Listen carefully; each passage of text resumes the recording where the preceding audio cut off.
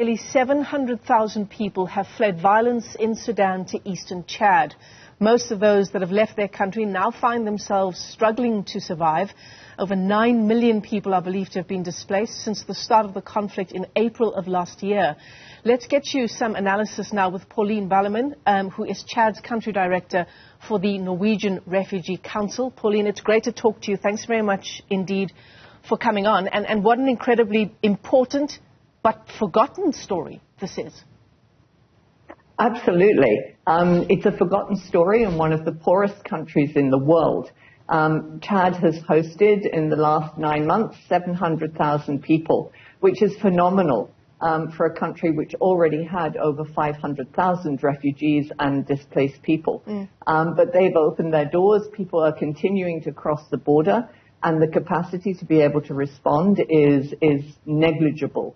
The country doesn't have the capacity. The international community, the NGOs, the UN are really struggling to have the resources to meet the basic needs of this population. So actually to call these people survivors, Pauline, is a misnomer. These are people who, yes, have survived, but they now face extreme conditions to stay alive. Exactly. There are camps that are being set up. There's a huge water shortage in the east of Chad. Agencies are struggling to provide enough basic food, and the shelters that are being constructed are relatively flimsy given the conditions that will be coming up in the rainy season.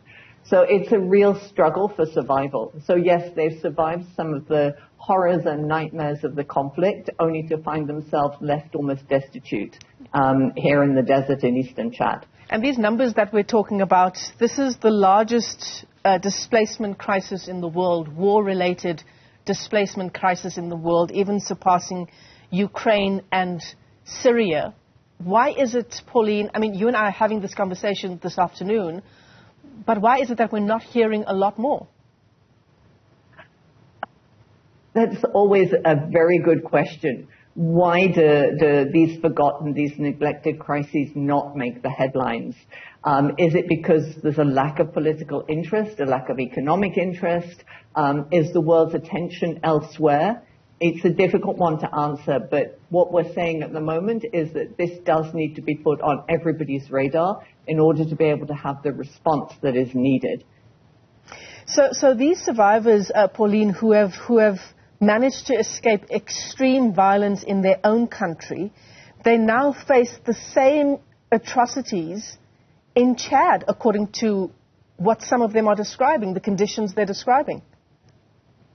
So they're not faced with the violence. They have found a safe haven from the violence that they experienced in Darfur. Right. But the living conditions are really, really, really basic.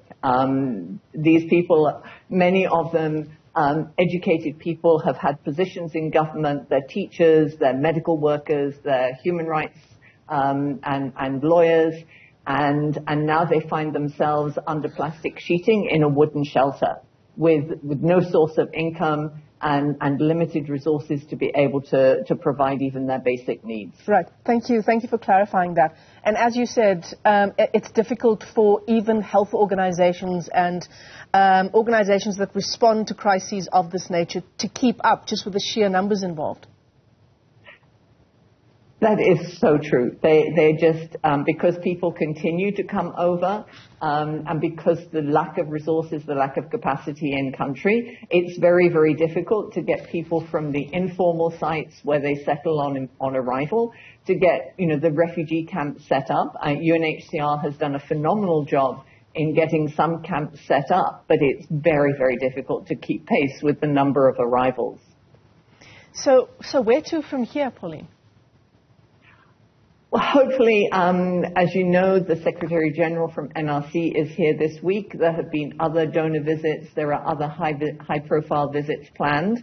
Ideally, what we would like to see is the international community coming together and putting the regional Sudan crisis back on the map.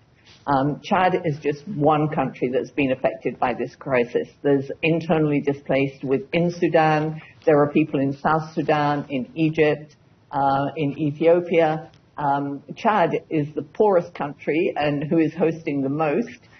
which is why it's so critical here.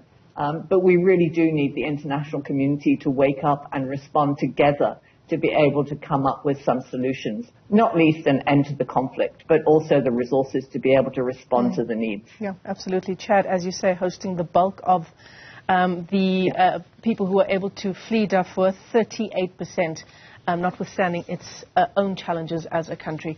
Pauline, let me thank you for your time this afternoon and for highlighting such an incredibly important story.